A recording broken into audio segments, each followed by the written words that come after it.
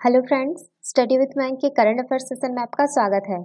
ये current affair SSC, banking, railway, state PCS, CDS, CAPF, NDA और other competitive exam आदि में सहायक होंगे। आज की डेट है 20 जनवरी 2021। तो चलिए आज का करंट अफेयर शुरू करते हैं। आज का पहला प्रश्न है, हाल ही में प्रधानमंत्री नरेंद्र मोदी को किस ट्रस्ट का नया अध्यक्ष चुना गया है? ऑप्शन ए सोमनाथ मंदिर ट्रस्ट, ऑप्शन बी राम मंदिर trust, option C Pashupatinath Mandir trust, option D Shirdi Sai trust. देखिए, प्रधानमंत्री नरेंद्र मोदी को विश्व प्रसिद्ध सोमनाथ मंदिर के ट्रस्ट का अध्यक्ष चुना गया है। गृह मंत्री अमित शाह भी इस ट्रस्ट में शामिल है। आपको बता दें कि पहले केशुभाई पटेल ट्रस्ट के अध्यक्ष थे। पीएम मोदी, केंद्रीय गृह मंत्री अमित शाह समेत 6 लोग इसके ट्रस्टी हैं। आपको बता दें कि गुजरात के पूर्व मुख्यमंत्री और भाजपा के दिवंगत नेता केशुभाई पटेल इस ट्रस्ट के अध्यक्ष थे। तो इसका सही आंसर होगा ऑप्शन ए सोमनाथ मंदिर ट्रस्ट। चलिए नेक्स्ट क्वेश्चन पे चलते हैं। निम्न में से किस देश की सरकार ने ईस्ट इंडिया कंपनी के शीर्ष अधिकारी रॉबर्ट क्लाइव के इंडियन सिल्वर दरबार के मॉडल के निर्यात पर रोक लगा दी है? ऑप्शन ए चीन, ऑप्शन बी रूस, option C Britain, option D Bharat. देखिए, ब्रिटेन की सरकार ने ईस्ट इंडिया कंपनी के शीर्ष अधिकारी रॉबर्ट क्लाइव के इंडियन सिल्वर दरबार के मॉडल के निर्यात पर रोक लगा दी है। हालांकि यह रोक अस्थायी है। इस दरबार में गुलाब जल का फव्वारा, पानदान और हुक्का भी है। इस दरबार की मौजूदा कीमत लगभग आपका 7,30,000 पाउंड, यानी जो आपका तकरीबन अगर करेंसी इंडियन करेंसी में देखें तो आपका 7 करोड़ के आसपास होगा माना जा रहा है कि वो मुगल कालीन दरबार की झांकी है जो रॉबर्ट क्लाइव ने तैयार की थी। तो इसका सही आंसर होगा ऑप्शन सी ब्रिटेन। चलिए नेक्स्ट क्वेश्चन पे चलते हैं।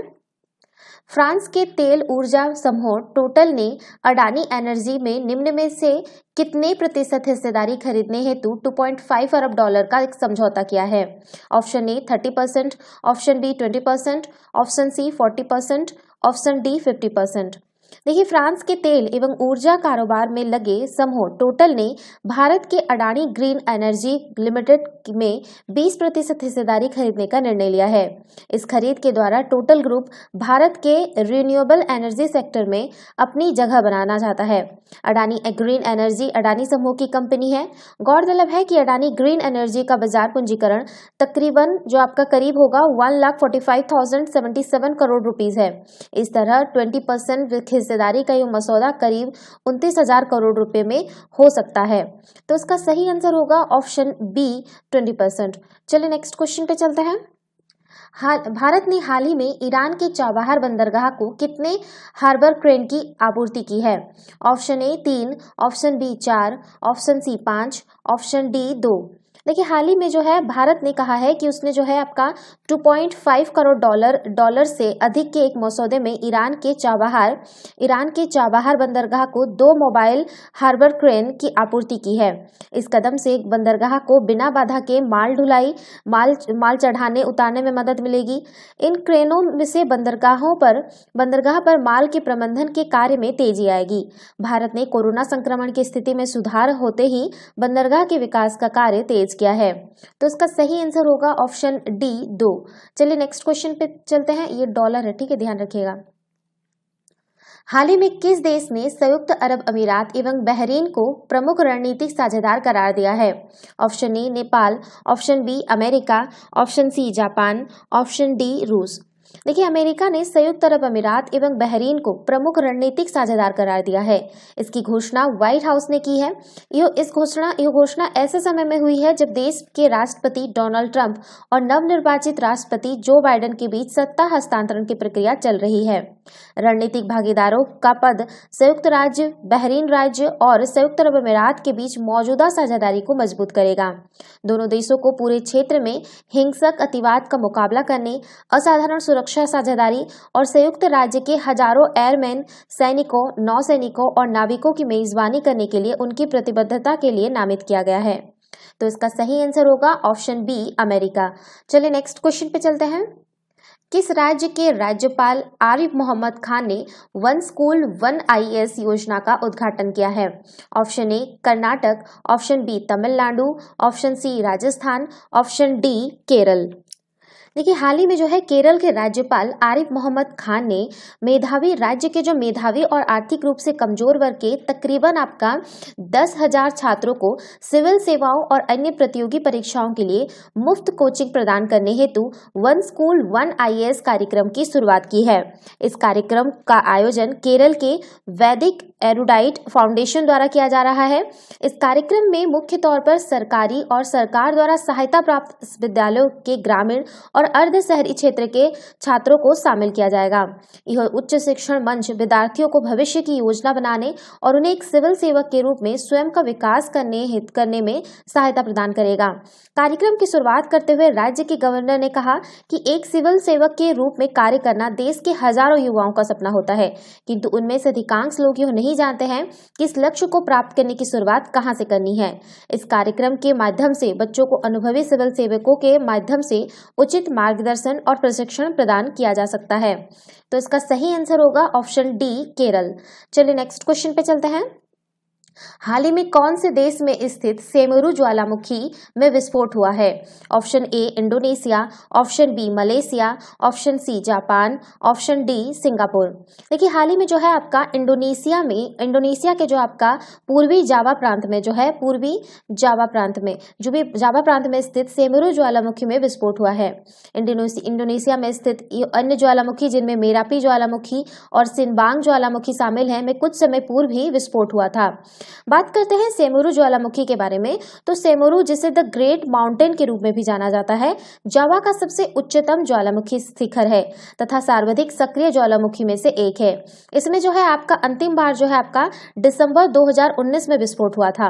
इंडोनेशिया में विश्व के सक्रिय ज्वालामुखियों की सर्वाधिक संख्या होने के साथ साथ इसके पैसिफिक रिंग ऑफ फायर में अवस्थित होने के कारण यहाँ भूकंपीय उथल पुथल का खतरा भी बना रहता है।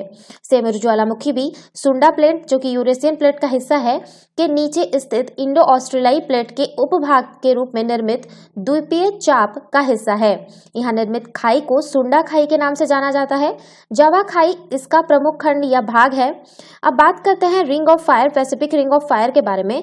तो रिंग ऑफ फायर जिसे सरकम पैसिफिक बेल्ट के रूप में भी जाना जाता है, सक्रिय ज्वालामुखियों और लगातार आने वाले भूकंपों के कारण प्रशांत महासागर में निर्मित एक मार्ग है। यह प्रशांत, कोकस, भारतीय ऑस्ट्रेलियाई, नाज़का, उत्तरी अमेरिकी और फिलीपीन प्लेट सहित कई टेक्टोनिक प्लेटों के मध्य एक सीमा का निर्धारण करती है। तो इसका सही आंसर होगा ऑप्शन ए इंडोनेशिया। चलिए नेक्स्ट क्वेश्चन पे चलते हैं। हाल ही में रक्षा अनुसंधान एवं विकास संगठन ने कौन से पुलिस बल को एक मोटर बाइक आधारित एम्बुलेंस प्रदान की है? ऑप्शन ए सीमा सुरक्षा बल, ऑप्शन बी रेलवे सुरक्षा बल, ऑप्शन सी इंडो तिब्बती सीमा पुलिस, ऑप्शन डी केंद्रीय रिजर्व पुलिस बल। देखिए रक्षा अनुसंधान एवं विकास संगठन ने हाल ही में केंद्रीय रिजर्व पुलिस बल को एक मोटर बाइक आधारित एम्बुलेंस प्रदान की है, जिसे मुख्य तौर पर भीड़ भाड़ वाली सड़कों पर दूर दराज के स्थानों में रहने वाले लोगों को त्वरित चिकित्सा सहायता प्रदान करने के उद्देश्य से विकसित किया गया है। रक्षिता, इसका नाम लिख लीजिएगा। जो एम्बुलेंस का नाम है वो है रक्षिता। रक्षिता नाम की इस बाइक आधारित एम्बुलेंस को रक्षा अनुसंधान एवं विकास संगठन की एक प्रमुख प्रयोगशाला institute of nuclear medicine and aligned sciences द्वारा विकसित किया गया है। रक्षिता एम्बुलेंस उन क्षेत्रों के लिए काफी लाभदायक साबित होगी जहां बड़ी एम्बुलेंस के माध्यम से नहीं पहुंचा जा सकता है। इस एम्बुलेंस में एक आकस्मिक निकासी सीट भी है जिसे आवश्यकता पड़ने पर लगाया और निकाला जा सकता है। इसमें मेडिकल और ऑक्सीजन किट भी मौजूद है जिसे आवश्यकता पड़ने पर तत्काल प्रयोग किया जा सकता है। ज्ञात हो कि केंद्रीय रिजर्व पुलिस बल के जवानों को भारत भर में कई दुर्गम स्थानों पर नियुक्त किया जाता है। ऐसे में पारंपरिक एम्बुलेंस के माध्यम से घायल और बीमार जवानों को अस्पताल पहुंचाना काफी चुनौतीपूर्ण हो जाता है। DRDO द्वारा विकसित रक्षिता एम्बुलेंस से जवानों को समय पर उपचार करने में मदद मिलेगी। तो इसका सही आंसर होगा ऑप्शन डी केंद्रीय रिजर्व पुलिस बल। चलिए नेक्स्ट क्वेश्चन पे चलते हैं। कौन से राज्य में जल्द ही विश्व श्रम आंदोलन के इतिहास को दर्शाने वाला भारत का पहला श्रम आंदोलन संग्रहालय लॉन्च किया जाएगा? Option A Maharashtra, option B Uttar Pradesh, option C Kerala, option D Uttarakhand. देखिए, केरल में जल्द ही विश्व श्रम आंदोलन के इतिहास को दर्शाने वाला भारत का पहला श्रम आंदोलन संग्रहालय लॉन्च किया जाएगा। केरल के इस श्रम संग्रहालय में तमाम तरह के दस्तावेजों का एक विशाल भंडार मौजूद होगा। इसमें विश्व के विशेष तौर पर भारत के श्रम आंदोलन के स्वरूप को समझने में सहायता मिलेगी। इससे राज्य के देश विदेश से आने वाले पर्यटकों की संख्या में भी बढ़ोतरी होने की उम्मीद है। इस संग्रहालय में चित्रों, दस्तावेजों और अन्य प्रदर्शनों के माध्यम से जो है आपका विश्व श्रम आंदोलन के इतिहास और केरल की श्रम आंदोलन के इतिहास को प्रदर्शित किया जाएगा। तकरीबन जो है आपका 9.95 करोड़ रुपए की लागत के साथ इस संग्रहालय का नवीकरण संबंधी 97% कार्य पूरा हो गया है। तो इसका सही आंसर होगा ऑप्शन सी केरल। चलिए नेक्स्ट क्वेश्चन पे चलते हैं। प्रवर्तन निदेशालय यानी ईडी ने जो है धन शोधन निवारण अधिनियम पीएमएलए के तहत कार्यवाही करते हुए मेसर्स यूरो एक्सपोर्ट के प्रोप्राइटरों और अन्य की लाल बालू की तस्करी के मामले में कितने करोड़ रुपए की अचल संपत्ति को जब्त करने का निर्णय लिया है? Option A 2.48 crore rupees, option B 1.44 crore rupees, option C 2.01 crore rupees, option D 1.32 crore rupees. इस क्वेश्चन में आप लोग ये ध्यान दीजिएगा कि किस चीज का तस्करी हो रहा है। ठीक है, लाल बालू का तस्करी हो रहा है। तो प्रबंधन निदेशालय ने जो है शोधन निवारण अधिनियम के तहत कार्रवाई करते हुए मेसर्स यूरो एक्सपोर्ट के प्रोप्राइटरों और अन्य की लाल बालू की तस्करी के मामले में 1.44 करोड़ रुपए की अचल संपत्ति को जब्त करने का निर्णय किया है। धन शोधन निवारण अधिनियम के बारे में बात करें तो धन शोधन निवारण अधिनियम को जो है 2002 में अधिनियमित किया गया था और इसे जो है आपका, ये ध्यान रखिएगा, इसे जो है आपका अधिनियमित किया गया था 2002 में। ठीक है, लेकिन जो आपका है इसे 2005 में लागू किया गया था। इस कानून का मुख्य उद्देश्य काले धन को सफेद में बदलने की प्रक्रिया से लड़ना है, यानी कुल मिलाकर यह है कि ये मनी लॉन्ड्रिंग से लड़ता है। ठीक है, अब बात करते हैं पीएमएलए के उद्देश्य के बारे में। तो मनी लॉन्ड्रिंग को रोकना, अवैध गतिविधियों और आर्थिक अपराधों के काले धन के उपयोग को रोकना, मनी लॉन्ड्रिंग में शामिल या उसमें प्राप्त संपत्ति को जब्त करना, मनी लॉन्ड्रिंग से के जुड़े अन्य प्रकार से संबंधित अपराधों को रोकने का प्रयास करना। तो ये इसके कुछ उद्देश्य हैं। तो गौरतलब है कि पीएमएलए के अंतर्गत अपराधों की जांच के लिए जिम्मेदार प्राधिकरण प्रबंधन निदेशालय है। पीएमएलए के अंतर्गत आने वाले अपराध इस अधिनियम की अनुसूची के भाग 1, भाग बी और भाग सी के अपराधों का उल्लेख करता है। अब बात करते हैं कि मनी लॉन्ड्रिंग होता क्या है। तो मनी लॉन्ड्रिंग से तात्पर्य अवैध तरीके से कमाए गए काले धन को वैध तरीके से कमाए गए धन के रूप में परिवर्तित करना है।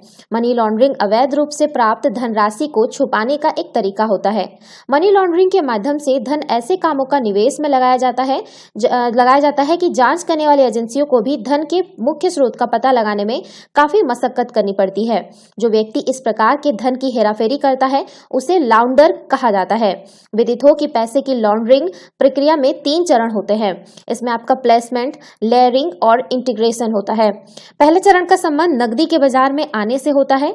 इसमें लाउंडर अवैध तरीके से कमाए गए धन को वित्तीय संस्थानों जैसे बैंकों या अन्य प्रकार के औपचारिक या अनौपचारिक वित्तीय संस्थानों में नगद रूप से जमा करता है। मनी लॉन्ड्रिंग में दूसरा चरण जो होता है वो आपका, मैं चरण लिख देती हूँ, ठीक है, ताकि आपको समझ में आ जाएगा।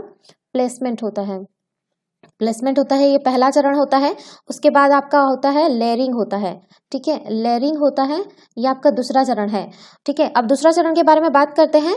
तो इसका अर्थ होता है धन छुपाना। लेयर समझ रहे हैं आप, लेयरिंग मतलब होता है, ठीक है, इसको छुपाना होता है, छुपाने से संबंधित है।